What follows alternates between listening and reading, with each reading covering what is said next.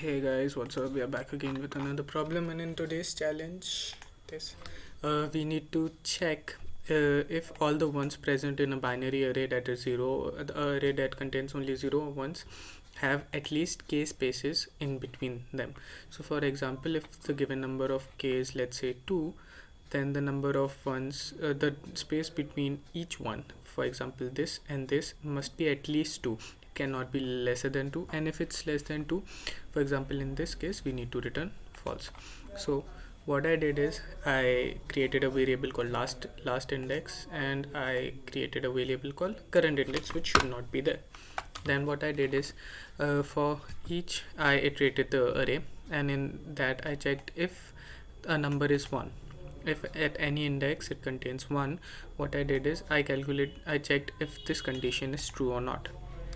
What is this condition? This condition is the current index at which 1 is present, the last index at which 1 was present. In this case I took it -1 for any starting, and then subtract 1 from it, because if you will see in this example, this is 5, this is 3, so 5 minus 3 gives us 2, but there is only one space, so the number of spaces between them is equal to 5 minus 3 minus 1.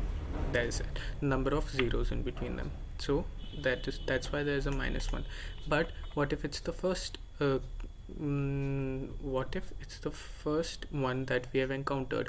Then we should not check for this condition, and therefore I checked, and it should not be equal to -1. If it is equal to -1, this will be, if it's not equal to -1, this will be false. If it's sorry,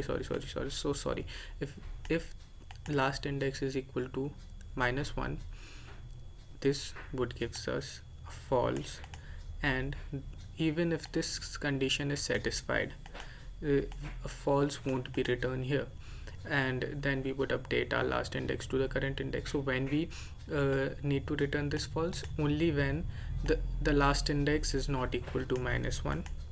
That's the first condition. If it is equal to -1, we don't need to return this false.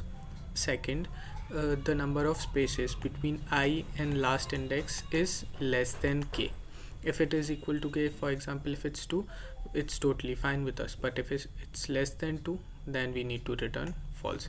And that is it. We submitted the problem, and I'm not sure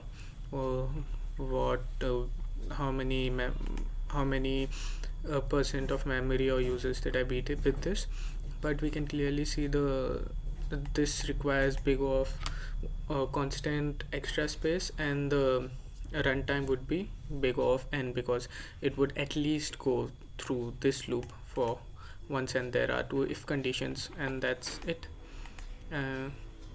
That's it for this video, guys. Thank you so much for watching. Okay, so runtime was 1 ms, and my beats 100% of all Java solutions, and 65% of memory usage in all Java solutions. Thank you, guys.